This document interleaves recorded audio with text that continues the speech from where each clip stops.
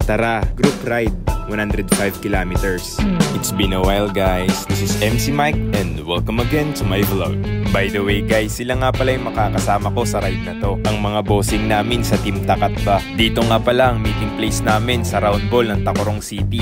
At 5 AM nga pala yung ride out namin. Medyo madilim pa pala mga idol kaya nagdahan-dahan muna kami sa daan. Aba syempre matik si Busnuki ang tatrangko niyan. Papasok na nga pala kami nito ng Municipality of Tangtangan mga idol. At pansin nyo ba mga idol na napakalawak ng daan dito sa amin. Pwedeng ipagmalaki. 6 lanes.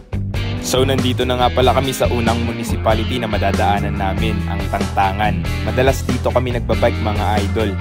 Sheesh! Napakaganda nga pala ng sunrise ngayon mga idol. Tignan niyo si Sir Zaldi, ready na sa bike packing yung bike niya. Ngayon ko lang napansin, nakitang-kita pala dito yung Mount Matutom. Hindi nagtagal dahil sa trangko ni Busnuki ay nandito na kami sa Coronadal City.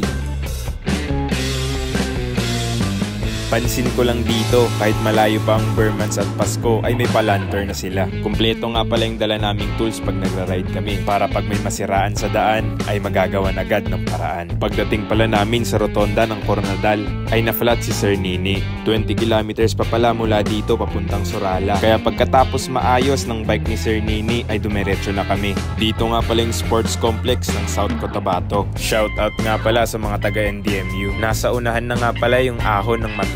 Nagpaiwan na nga pala si Sir Mark at si Sir Rick dahil hanggang dito lang sila. Kaya eto na mga idol, umpisa na ng ahon. Kung familiar kayo sa Lantaw Marbel, yan yung nasa taas. Banayad lang nga pala yung ahon dito mga idol. Kita nyo yan? Yan ang sikat na tambayan dito. Ang DPWH view deck ng South Cotabato.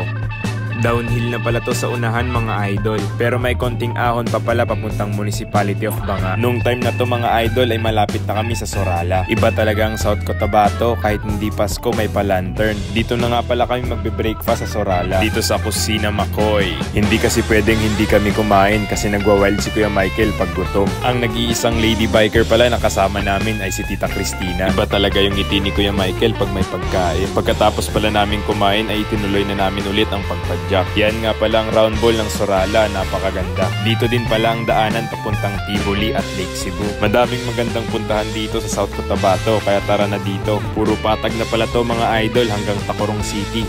Nandito na nga pala kami sa Municipality of Santo Niño. Mahaba-habang patag pala to mga idol. Nung nasa Barangay Bambad Isulan na nga pala kami mga idol ay nagka-part 2 yung flat ng tire ni Sir Nini. By the way guys, nung nasa Isulan na pala kami ay naghalo-halo kami sa Nikan's Buko Halo-Halo. Hindi makakain to kasi nagwa-wild. Oh? 10 out of 10 nga pala yung buko halo-halo nila dito mga idol. Kaya puntahan nyo na.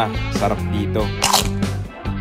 11 kilometers na lang pala mula dito sa Isulan papuntang Tacorong City. Ito nga pala yung Provincial Hall ng Sultan Kudarat pang Malakasan. Ito nga pala yung sports complex. At syempre, ang napakagandang Provincial Hospital ng Sultan Kudarat.